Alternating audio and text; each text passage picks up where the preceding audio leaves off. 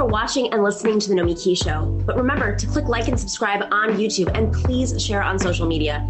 If you're not already a patron, please join us for as low as $5 a month on patreon.com/The Nomiki Show for early and special content. That investment makes a huge difference. We are not corporate media raking in the dough. It's really you guys that are keeping us going. So please consider being a patron. And to our current patrons, thank you so much. We are incredibly grateful to you. We also now have swag. So check us out on thenomikishow.com to get your mugs, your totes, and your stickers.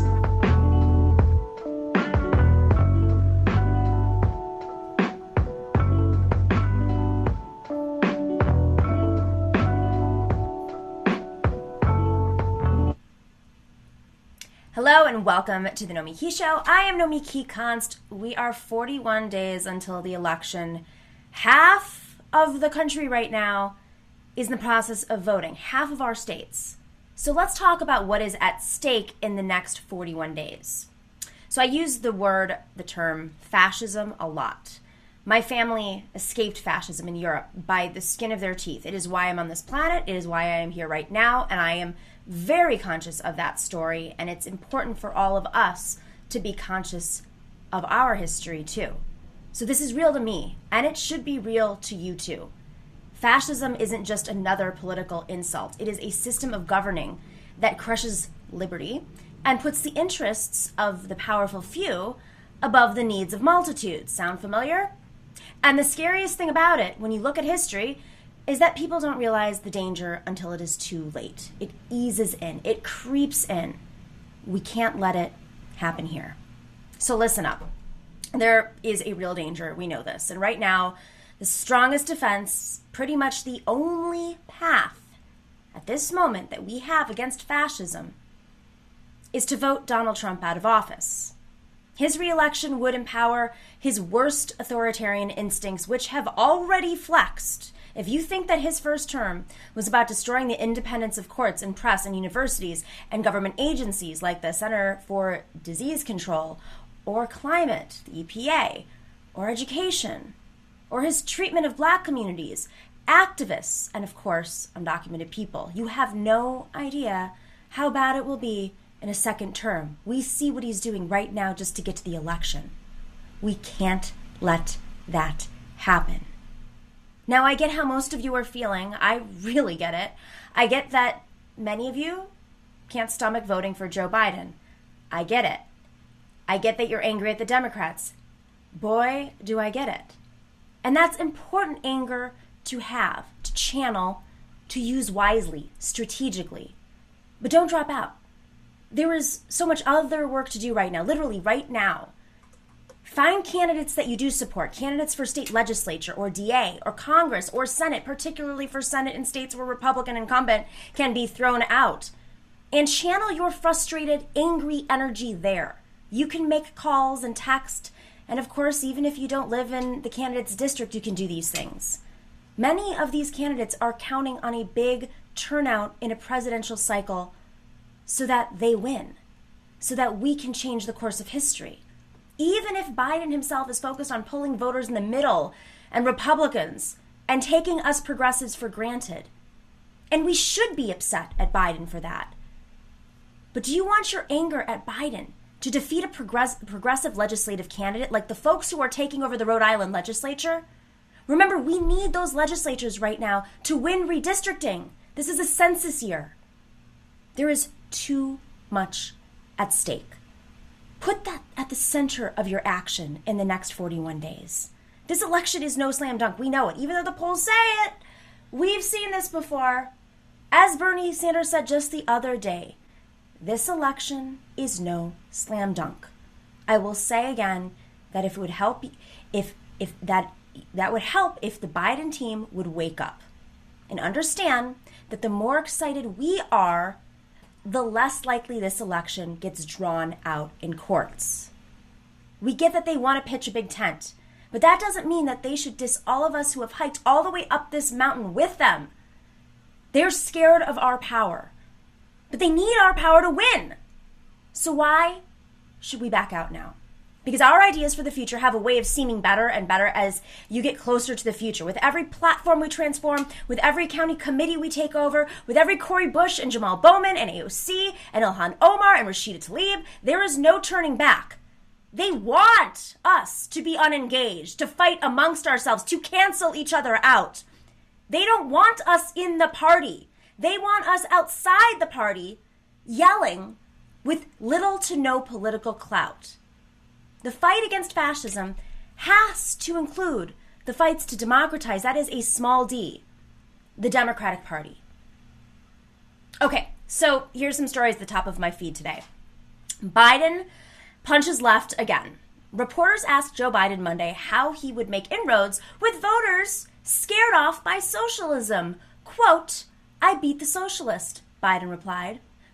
"Look at my career. I am not a socialist," he said. "Okay, Joe, look at your career. Support for foreign wars that destroy civilians' lives and fatten military budgets. Construction of the carceral state. Refusal to advocate for Medicare for all, an affordable vaccine during a pandemic." My view is Biden's making the perfect case for socialism. The flaws of capitalism have given us understaffed and poorly supplied hospitals, unaffordable housing, and unsustainable industry. We clearly need something better. Socialism, by placing production in the hands of the workers and ensuring a strong net of resources for all, will address our out-of-whack priorities. Now, we can't stop conservatives from yelling and from calling everyone left of Ted Cruz a socialist. They're doing it to Biden right now. But instead of playing along, Biden could begin uniting the party just by fighting the trope. And we can control our narrative by showing the public that a vote for socialism is a vote for a stable present and a sustainable future. Establishment Democrats should stop proudly declaring themselves anti-socialists. We need to make that a move nobody wants to make. It's the ideas of socialism that make this a big tent. So we have to remember that. We cannot respond to the conservatives' attacks. We have to embrace our people so we have that excitement around the ideas to win this election against fascism. Next up, Trump's austerity by red tape is starving children in the richest country on earth. Earlier this year, the federal government began a benefits program to provide groceries to families whose students normally depend on free or subsidized school meals. Because the pandemic has forced many schools online, many students across the country are facing food insecurity. The Agricultural Department has issued new regulations for the new school year, and predictably, they are using the regs to pressure schools to have in-person classes. Moreover, they have set a timeline, a very tight timeline to apply. The window for applying is too small, according to administrators. Not a good look for America, as rates of childhood hunger reach a peak compared to the last few decades, which were already at a peak. Last up, a big good news, a big step for ranked choice voting. Maine will be moving forward with ranked choice voting for the November presidential election between Trump and Biden. This follows a decision from the state Supreme Court to reject a Republican challenge to the voting method. Now, voters will have the opportunity to rank preferences in order to make sure that their second choice gains consideration and if the first choice is not viable. In other words, you can vote green and then vote Biden. Get why the Republicans don't like it? Biden insulting Bernie, that's the last one I have to talk about today. This really got under my skin because, as we mentioned at the top, Biden has taken us for granted. And so I just want to end with this because I know a lot of us are really angry right now at Joe Biden at a moment when we really should be organizing and in lockstep, and he should be really giving us the respect needed. I know it's tough. I'm getting attacked online from every angle, and I know a lot of other hosts are getting the same from every angle. We're going to talk about that today on the show because this is a very tough moment.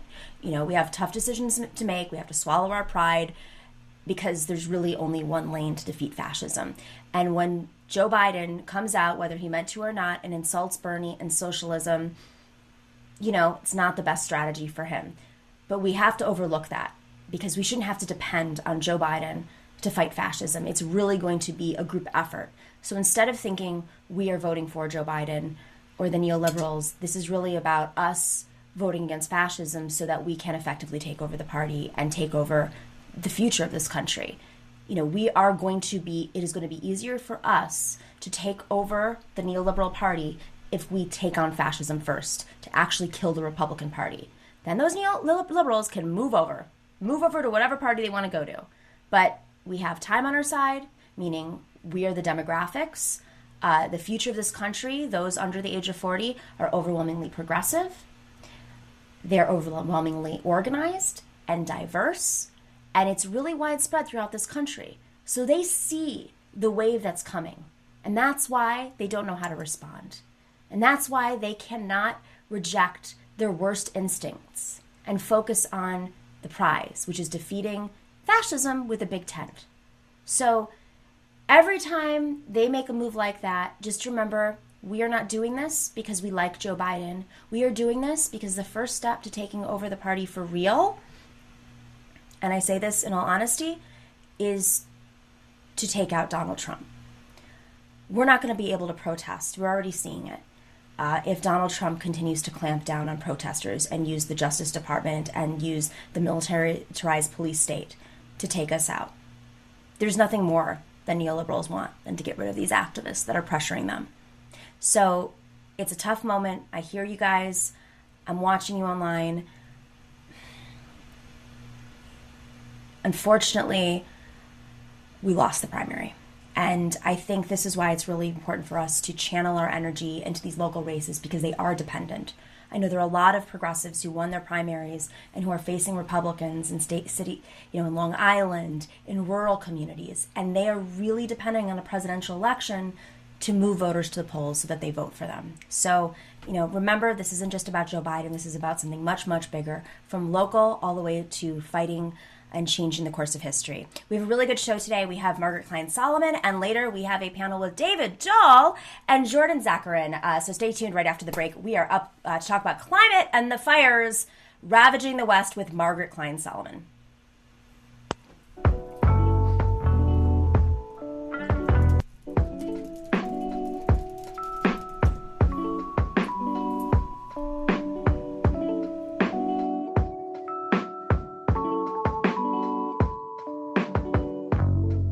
Thanks for watching and listening to The Nomiki Show. But remember to click like and subscribe on YouTube, and please share on social media. If you're not already a patron, please join us for as low as $5 a month on patreon.com/The Nomiki Show for early and special content.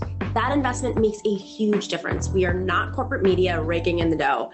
It's really you guys that are keeping us going. So please consider being a patron. And to our current patrons, thank you so much. We are incredibly grateful to you.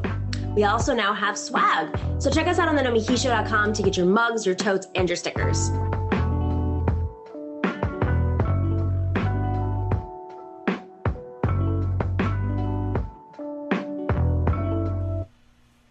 Welcome back to the Nomiki Show. The fires are taking over the West. I've been on the West Coast. I took a cross-country trip, as many of you know, because we were airing on the road, and especially in Colorado, the smoke was coming over the Rockies, and it was affecting. I mean, we knew this was going to happen. We knew neoliberals didn't do much to fight this off, and now we are dealing with the consequences. There are folks being interviewed who have lost their homes 2 times, 3 times, and are looking to continue to rebuild in their communities. We're going to have a climate refugee crisis pretty soon, if it's not already happening in smaller ways that are undocumented. The stakes are very high right now in this election, and the stakes are high in the movement when there's just so much happening at once. So I thought today was a very good day to bring on Margaret Klein Solomon. She leads the organizational strategy for the Climate Mobilization and Climate Mobilization Project. She's the founder and board director. She has helped catalyze a worldwide climate emergency movement, and she's the author of Facing the Climate Emergency: How to Transform Yourself with Climate Truth. I mean, you also have a very good way of giving folks the step-by-step strategies on how to take on climate change. So, Margaret, thanks for joining. We had you on a few months ago when I had wildfires literally outside my door. And here we are, 6 months later, and it's only gotten worse. Thanks for having me. I mean, I wish I could. There was some sort of, uptick here, but I think the only thing that we can say is it seems like Democrats are watching now, sort of. Some polls show climate to be the top voting issue in the 2020 election among Democrats. So among Democrats, of course. Yeah, only among Democrats, and other polls show different results. But it's certainly much increased in terms of the importance to the Democratic electorate. And I think the politicians are just kind of catching up, really. I mean, what's to catch up on? I mean, when you have Gavin Newsom, who, has been pro-fracking, essentially, in the face of climate change. I mean, he hasn't been in office that long as governor. It's not like the science just came out. The science has been out for decades, but really became mainstream for at least a decade. And he still, had no problem saying, all right, we're going to be a fracking state, despite organizers, showing up at his doorstep. Yeah, I mean, it is true that the fossil fuel lobby and interests have thus far really outweighed real climate policy on certainly the national and also state level. Just today, Gavin Newsom said he was going to ban fossil fuel powered cars by 2035 in California. And while that is more, they won't even they'll be obsolete by then. Are we kidding? No, exactly. We're in this bizarre situation where what is necessary and what is politically feasible, at least in the minds of these politicians, is so far. But the public is coming rapidly to a better understanding of what is necessary. So that's what I mean, that the politicians have to catch up, is that, I'm pretty cynical about politicians, right? Like, they have, as you said, they've had decades, they've continually expanded the fossil fuel infrastructure. That includes Obama, right? Like, that even Democrats are really, what they call the all of the above energy approach, meaning yes to fossil fuels, right? So that's been going on for decades. But now what's different is that Democratic politicians are starting to understand this as a political issue and an issue that threatens their power, like we saw with Ed Markey in Massachusetts. Like, this is actually taking a ultra strong position on climate is actually politically advisable now, and that is new. If you're in a state like California, like Massachusetts, like New York, where there's a progressive, I don't see Joe Manchin turning anytime soon, even though I still think it would be fine. But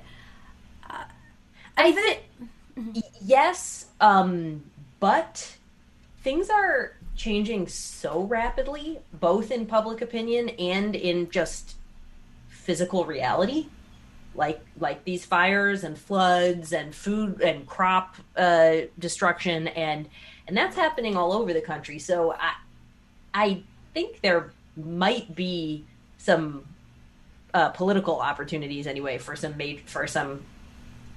shifting. Yeah. But obviously, yes, the Republican Party is currently a total wall of stopping policy. My friend Josh Fox, who I'm sure you know, he would he toured around the country fighting fracking, and he has a house in the Delaware River Basin in northern Pennsylvania, eastern Pennsylvania, northeast, and he lobbied Delaware and Pennsylvania and New York. And he was actually able to move Joe Biden on fracking because of this, because Joe Biden, say what we will about him, many say that he does react to some forms of pressure. Maybe it's just because he's a little bit more of an old school politician. But what was really interesting was he said he was able to move conservatives because there's this population of conservative voters, like you said, the farmers who've been, ravaged they called the Green Tea Party members. And they would show up and they would fight fracking in Colorado, in Kansas, in Oklahoma, in upstate New York, because their community, had been affected, and it was undeniable. I mean, that seems like a great strategy, right? Like, if we want to actually push these lawmakers, especially those centrist Democrats who think that they have to lean more conservative on certain issues to win, why not team up with folks like that in rural communities? The climate emergency should be the most unifying thing that's ever happened to this country and to the world. As others have pointed out, if this were an alien invasion causing all of these fires and floods and disasters, we would treat it differently. We would say, all hands on deck. We need to fight back. We need to protect ourselves. But because, for some psychological factors, but really importantly, because of the right-wing propaganda machine through Fox News and also Facebook, I mean, the fossil fuel companies and the right-wing media have been extremely successful in spreading their lies. So I would say that is the number one barrier right now to those kinds of coalitions happening is, just again, the constant stream of lies, like in the fires right now on the West Coast. The right-wing media is blaming them on arson and saying that Antifa started them. I mean, it's so if you're willing to kind of compromise your critical thinking, then you can go all the way down that road and, you have your house burned down and still not face reality. So what do we do now? I mean, this is almost, it's too overwhelming. Seeing the smoke in the sky 2 states over from California was jarring. We couldn't see the mountains in Colorado. I mean, how do we, in a voting year, mobilize around these issues if it's just, we've been doing this for so long and love the Sunrise, movement. They're making great gains in terms of pushing out challenges like Joe Kennedy and supporting great candidates who are supporting their mission, but we have to move faster. There's just no, winning a couple of races in an election year, amazing work. It's got to be seismic. What is it going to take? This is your wheelhouse. It's all about strategizing. It's all about the psychological messaging of getting folks on board. What do you think is going to be able to shift this fast? We need a collective awakening that we're all in danger, and that if we don't immediately, as soon as humanly possible, eliminate greenhouse gas emissions, that it's, we're just careening towards the apocalypse. That so spreading that basic information, which is both an emotional and an intellectual message, I think cannot be overestimated how critical that is. I don't see how it's going to be possible for us to launch the kind of mobilization that we need to protect humanity and the living world without that, consensus or close to it anyway. I mean, like in World War II, there were years of denial and isolationism before the attack on Pearl Harbor, and then the national mood changed overnight, and there was an understanding that actually we have to do this. It's not that we want to. It's that there is no choice. What we want is to keep going and to survive. So I think that understanding is, and this puts me outside of the mainstream climate movement, because their approach is still like, we take one step and that's great, and then we take another step, and then we take another step, and we get ever closer, and we can give people a positive message, focused on jobs. And I mean, solving the climate emergency will create a huge amount of jobs. But at the climate mobilization, one thing we talk about is maximum fear, maximum hope, that these are actually not in contradiction with each other, but that if we understand that our trajectory now is just, again, straight into the apocalypse. And if we want to survive, we need to transform everything. We need to transform our economy and our society and our energy system and our agriculture. And, it's huge and it can be overwhelming. But that's, the first thing we need to do is face reality. Like as in, if you're, an alcoholic, it's just the first step is to, really look at what's going on. The second thing that I want to say is we do need to elect Joe Biden and get back Democratic control of the Senate. The climate mobilization is working on get out the vote and voter protection, just because, if Trump and the Republicans are elected again, it's so bleak. They're literally like, the EPA will be eliminated. It's basically eliminated as is. Fossil fuel industry owns so many aspects of our government, including the military-industrial complex, which we're all very aware of, and all of these Republicans. I think what's so unreal to me. I remember 10 years ago in the Obama era, you saw these fossil fuel executives, not all of them, but a few, who are starting to wake up to climate change and started to acknowledge it and would talked about, moving to different forms of energy. I don't agree with it, but there was a psychological adjustment for people whose interests, more than anybody else, are in maintaining fossil fuel but they recognize that obviously if their oil rigs off the coast of Louisiana were hit by storms caused by climate change, it's going to affect their bottom line, or Texas, hurricanes or whatever. But then Trump got elected, and it was that never happened. We're right back where we are. We can now make maximum profits as much as possible. So yes, Obama was a neoliberal and wanted to invest in fracking and did very little. Paris Climate Accord, great. What's it going to do? But the alternative is it's just it's about immediate profits. So with that being said, big lead in for that. The Paris Climate Accord, it doesn't make a difference at all. There's so much conversation. We're talking about all these other organizations and their step by step. That's all Democrats seem to be talking about, is going back to it. Yeah, right. The Paris Climate Accord, the best thing you can say about it, which many people have, is that it's better than nothing. That it's, that it's the first time that all the nations of the world admitted that we need to do something. But if you actually drill down on the Paris Agreement and the commitments in it, it's just nowhere. Again, we're at this situation of political discourse here and reality just speeding away from it. So, for me, I can't really get excited about agreements that, even if fully implemented, would still lead to the collapse of civilization.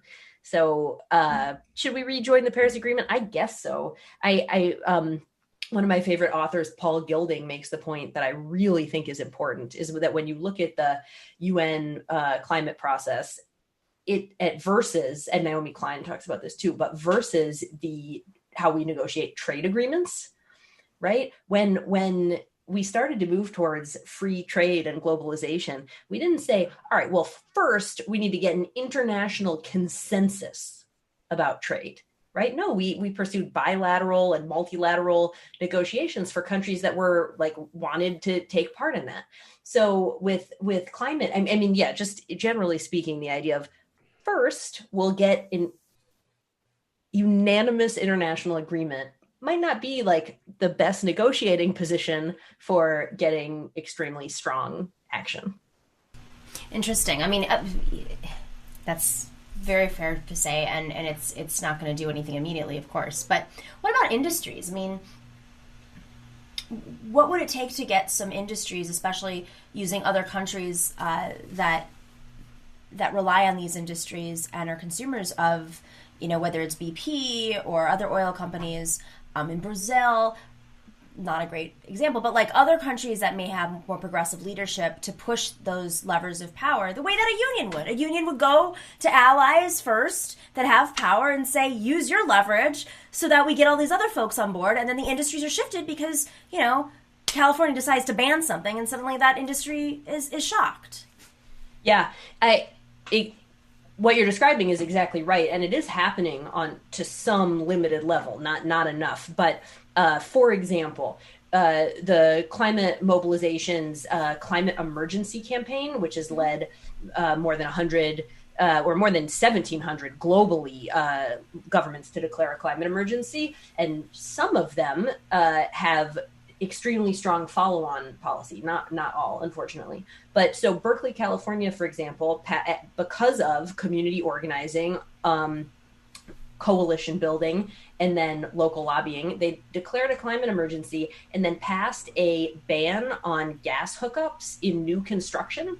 Okay, so if you build a home or an office or whatever in Berkeley, California, new development, it cannot have gas heating or gas powered washer and dryer or other appliances. So and this gas ban for new construction then immediately spread to like 20 cities in California and Massachusetts. So and the gas industry reported being really shocked by this. They didn't see it coming, right? So that kind of citizens coming together, community organizations coming together, working with local government to pass new policies and especially ones that directly attack fossil fuels.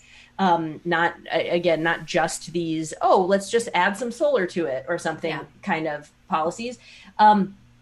There are real victories happening through just power building and organizing. So that's a really good point. Can you help? I learned this through my campaign, really, having great climate advisors. I ran for citywide office in New York, and there's been a great movement there in restricting the use of gas in buildings because it's the number one cause of emissions in New York City, not cars. I mean, of course they contribute, but nowhere near. Not banning plastic straw. So can you talk about some of these, the stuff that's actually going to make a difference right now and worth putting all of our energy into versus the stuff that's great, but not really going to make a big difference when we're underwater? Yeah. So the number one thing I would say there, and this probably is not going to surprise your listeners, but is to be political rather than individualistic, meaning if you can buy it, then that's not climate activism. So, I mean, solar panels and a Tesla or, electric car or, whatever, clean kind of personal infrastructure you can have and stopping using plastics and whatever, that's all fine. Vegetarianism, that's all fine. I do some of that. It's fine. It's not politics, and it's not going to protect humanity in the living world. No chance. Right. So, and unfortunately, that is still basically the main way that people think about environmentalism or climate activism is about me as a consumer and purifying my consumption. But we are so much more than consumers. We actually live in a semi-democratic society, and we are the people. We can change the way our government and economy and energy system and agricultural system work. So we need to do that. And there's work to be done there at every level, ranging from, really every level, local, even community, local, state, national, international. So it doesn't, to find your place in the movement and go from there, build power together. Before we wrap up, wasn't this by design in the late 70s, early 80s, or maybe even earlier, that the fossil fuel industry or whoever it was trying to get us to focus on recycling rather than taking them out? Yes. BP put a lot of money into the calculate your carbon footprint campaign. It has been and continues to be one of fossil fuels' number one talking points. Is blaming consumers. Well, you all use fossil fuels, so how could we possibly transition away from this? And it's it's really worked. It's really made. And different institutions like universities and city governments have picked up this talking point, and they say, well, we can't divest in fossil fuels because all of our students, drive cars or whatnot. And it's a really sad way that the fossil fuel industry has attempted, and in many ways successfully, offloaded responsibility for, addicting us to this energy source, spreading misinformation about it, utilizing billions of dollars for political lobbying and misinformation, and then blaming us. Right. No, I mean, there's so much to talk about here. I have like a million more questions, including one next time you come on. Hopefully we can talk about just their psychology and how they permeate our minds. I mean, you mentioned universities. I immediately thought of all the studies that they pay for in which they're later cited, of course, because these institutions are relying on money. But Margaret Klein Solomon, you are amazing. I really appreciate your work every time you come on. Check out her book. Her book is called Facing the Climate Emergency, How to Transform Yourself with Climate Truth. She's also a psychologist, so she brings in some of her training and her background to convincing folks how to mobilize. So thank you for your work, and hope we have a better path to fight after November or whenever they determine it. Thanks so much. Thanks, Margaret. All right, up next, we have our panel with the one and only David Doel, and Jordan Zakarin is back for another a panel coming up next after the break.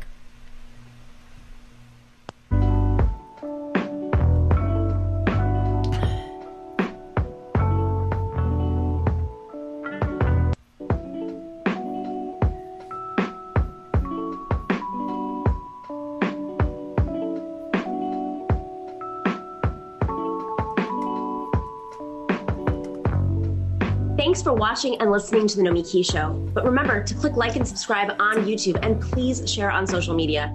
If you're not already a patron, please join us for as low as $5 a month on patreon.com/The Nomiki Show for early and special content. That investment makes a huge difference. We are not corporate media raking in the dough. It's really you guys that are keeping us going. So please consider being a patron. And to our current patrons, thank you so much. We are incredibly grateful to you. We also now have swag. So check us out on thenomikishow.com to get your mugs, your totes, and your stickers.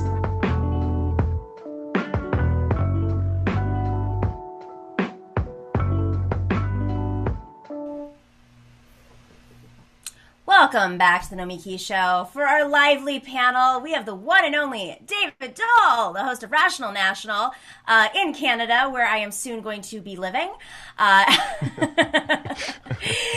Jordan Zakarin, who runs the Progressives Everywhere newsletter, and he is a reporter and editor with The Observer. Guys! All right, first off, David. Yes. David, what are the real estate costs right now in Canada right now? It's always going up. I mean, it's not great. But I got to say, look, I report on this every day. I report on what's happening in the U.S. It's my main focus, though I talk about Canada a lot as well. But clearly, God, I hope Trump loses. I'm going to have to bone up on my immigration knowledge because I'm getting a lot of questions now from a lot of Americans. Unfortunately, I'm not sure I can help you, but it's. Can you sponsor me at least, please? We'll see. No guarantees, though. I grew up in Buffalo, New York, which is you're in Toronto. We can see right across. I'll just swim across Lake Erie. Yeah, there you go. Totally fine. Anyway, and I promise we'll move on from this. Sam Cedar and I once had a conversation. This was before COVID. It was crazy, and he was telling me about how he's a little bit of a prepper, a little bit. People know this about him. He's a survivalist, right? And I said, I grew up on this basically rural land in outside of Buffalo, 20 acres, just nothing around. And I said, well, that's where I'm going to always escape. And he goes, no, that's going to be too close to the refugee camps. With a straight face. And I said, what refugee camps? He goes, everyone's going to be going to the fresh water near Canada, and they're all going to be trying to get to Canada. He said with a straight face, okay. He thinks a few steps ahead. That's smart. He was brilliant. Brilliant. He shut down that studio the second, it was in February. No. Jordan, hi. I remember in 2004 before Bush got elected, everyone said, I'm going to go to Canada if it happens. And he did. Now I think you're almost lucky that there's a big stoppage on the immigration in there, because otherwise you might find a lot of Americans knocking on the door if this election does not go well. Exactly. Yeah. Our border has been closed since almost the beginning of the pandemic now. And because of the virus, and it's likely going to be blocked up until the election. And I'm curious, is it ever going to be opened back up? Getting to the point now, if it gets really bad, I'm not really sure what to expect. I did not realize that Americans can't go to Canada right now unless there's... Yep. Just for a second, we should just take a moment to recognize that. That would be like the news of the year prior to Trump. Yeah. COVID's going to be entirely gone, and they're still going to be like, you know what? Let's play it safe. No Americans right now. Sorry. Yeah. Exactly. All right, guys. I want to start off with the news that's really getting under my skin right now. At a time when Biden should be building the best coalition possible, having as much excitement as possible because we could potentially go to the courts if we don't have a large turnout in this election, so that it doesn't come down to a bunch of, right-wing justices moving it up to the Supreme Court. Biden decided, no, I'm going to punch down and attack socialism. He, of course, was asked, we talked about this at the top, he was asked on Monday how he would make inroads with voters scared off by socialism. And he said, quote, "Look at my career. I'm not a socialist." Of course, I beat the socialist attacking Bernie Sanders. And this is after Bernie Sanders has really gone above and beyond campaigning for him and talking about what's on the line here. What do you think it's going to take to wake this party up at this moment when, he's not saying anything, and then what he does say is screw you guys and your socialist ideas? David. Biden could have easily pivoted. He could have just said, hey, me and Bernie, we had a race. We disagree on a lot, but it's important we all come together now and get out Trump. He could have just done that, but he had to go after Bernie Sanders, which is just obviously stupid strategically. I don't think the Democratic Party is going to learn. They have to be... The people in power in the party have to be voted out of power, be it, Pelosi, Schumer, whoever it is in leadership. But at the same time, I think it's important that we don't get offended by this. We know who Joe Biden is. If Joe Biden was actually trying to pretend to be something that he's not, trying to be a democratic socialist, would any of us actually believe him? I don't think so. So you have to acknowledge Biden is who he is, and that right now the focus is Donald Trump, and to get out Donald Trump and just really ignore what Biden has to say at this point. And then hopefully once Biden wins and he's in, then that's when the real fight begins. And unlike Barack Obama, there is no hiding at this time. Biden's not running on hope and change, and there is already a built-in movement on the left that is ready to fight him once he wins. And I think people have to realize that. And this is also the perfect time right now to dump a pandemic and an economic crisis onto a neoliberal Democratic Party and show the masses of people that, hey, look, neoliberalism isn't enough. You're not going to have Medicare for all. You're not getting a UBI. But here, there are people on the left, not just on YouTube or on occasionally on television, but also in Congress, AOC, Rashida Tlaib, going to be Cori Bush, Jamal Bowman. So people actually fighting for your best interests. And we're going to have that debate. I'm looking forward to that debate. I am tired of fascism. I'm tired of where this Trump administration is leading to.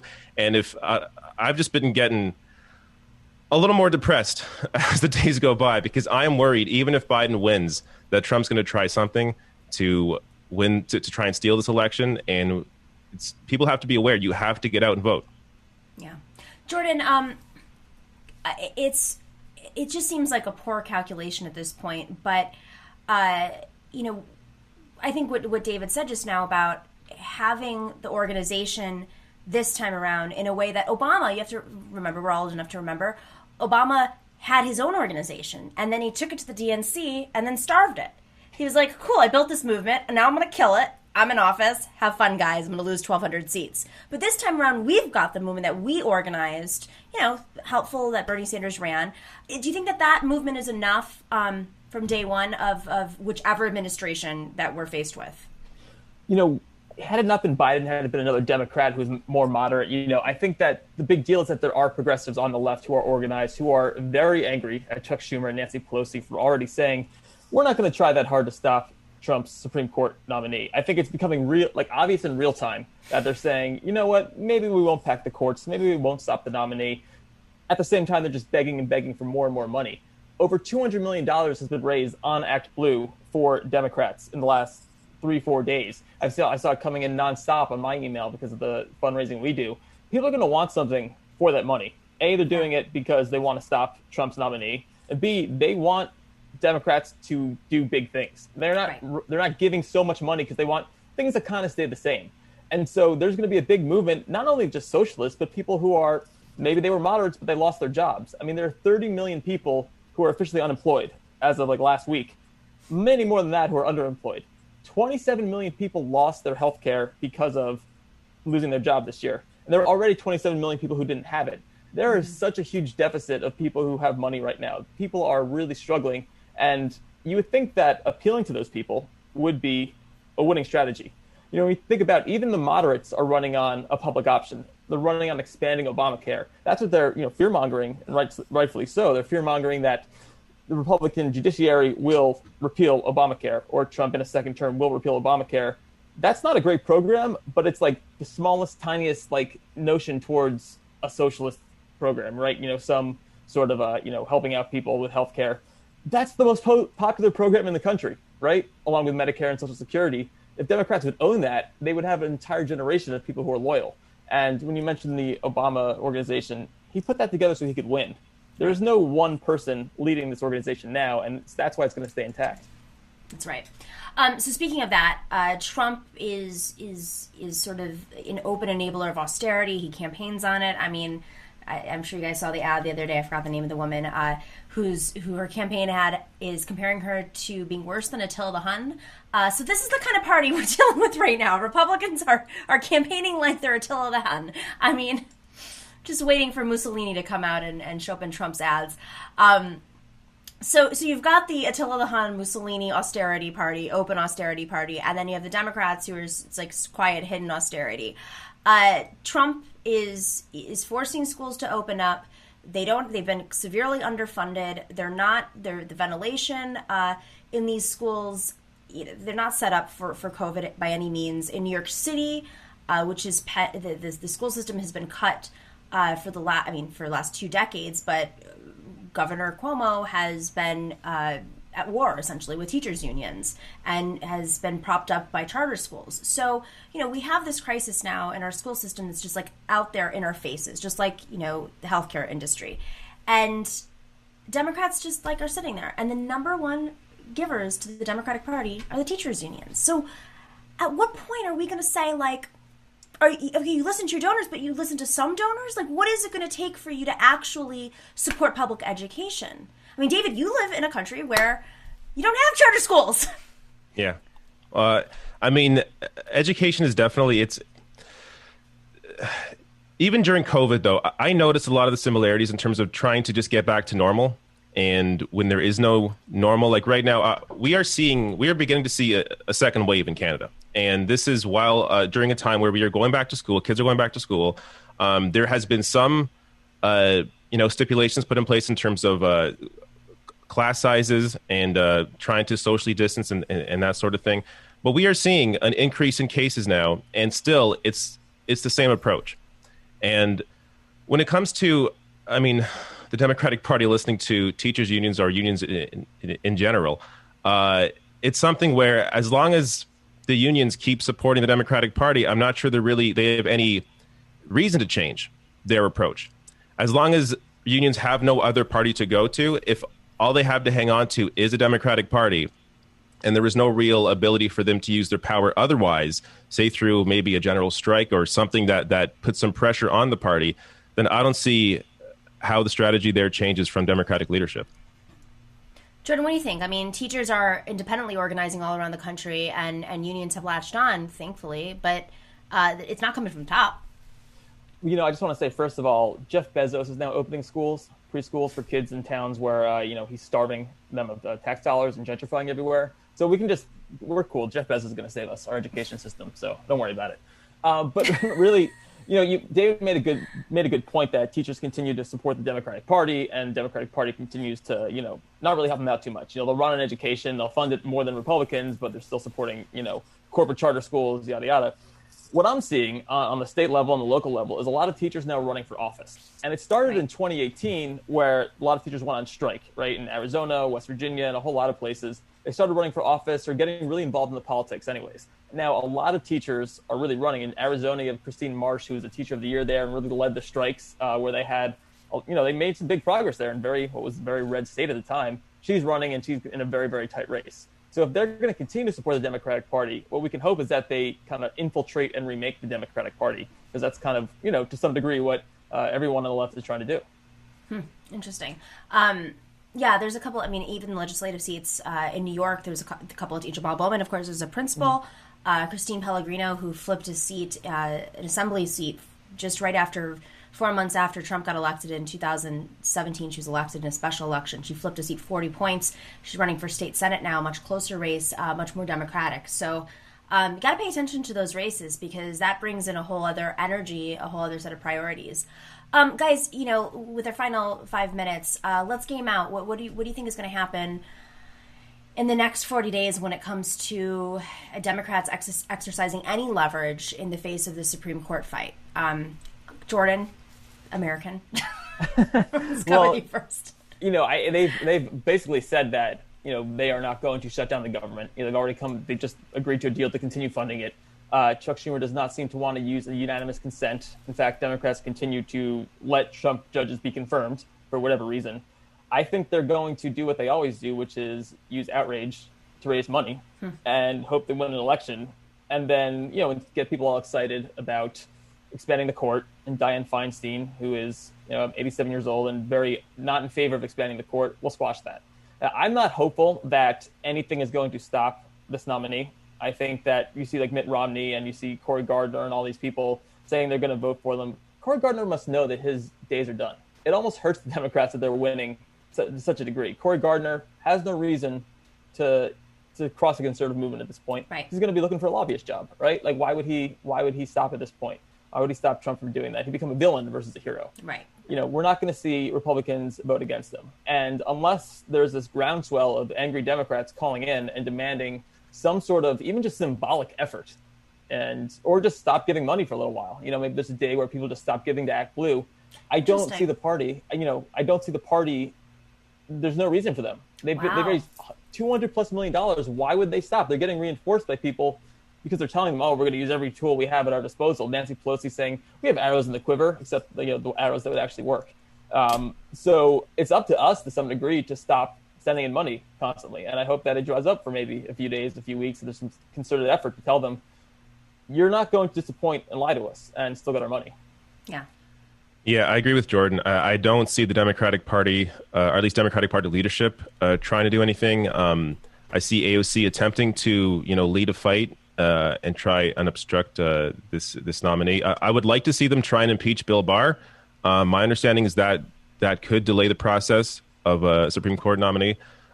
So that should be their go-to right now. And they have enough of if the tables were turned, Republicans would be doing everything possible to stop this.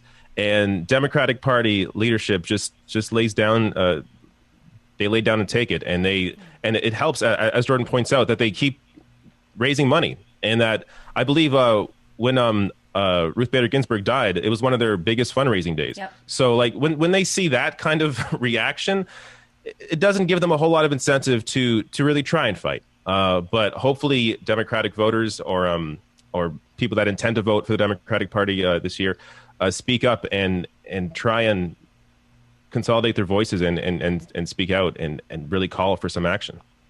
It's people were giving money because they thought it was going to come down to a vote, and and potentially after the election, and supporting people like Mark Kelly or any of the other Democrats, Marquita Bradshaw even. We're not talking about just the tight races. We're talking about folks that could, with a wave, potentially shock the world. But false advertising, that's not happening. I want to thank you. Go ahead, Jordan. I was going to say, it's arcane parliamentary procedure, right? There's not a lot of coverage of that. People don't have great civic education. And so unless you know that stuff, and we can explain it, but it's tough.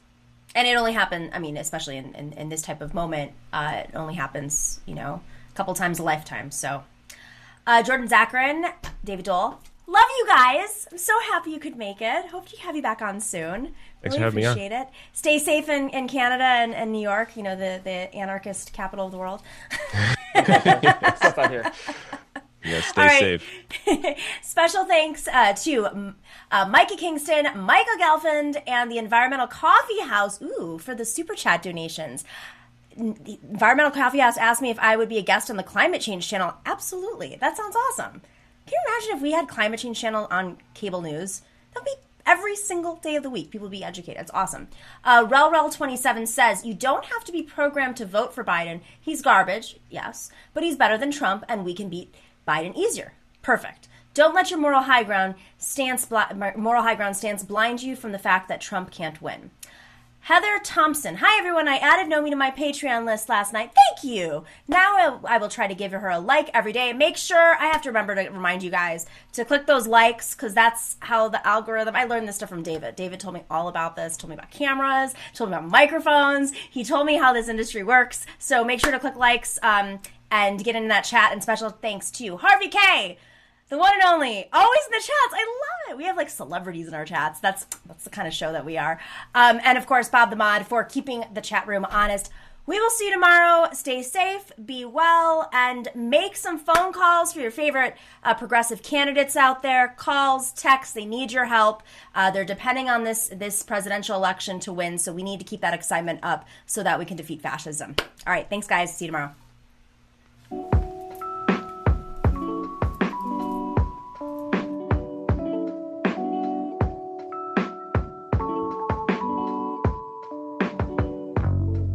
Thanks for watching and listening to The Nomiki Show. But remember to click like and subscribe on YouTube, and please share on social media. If you're not already a patron, please join us for as low as $5 a month on patreon.com/The Nomiki Show for early and special content. That investment makes a huge difference. We are not corporate media.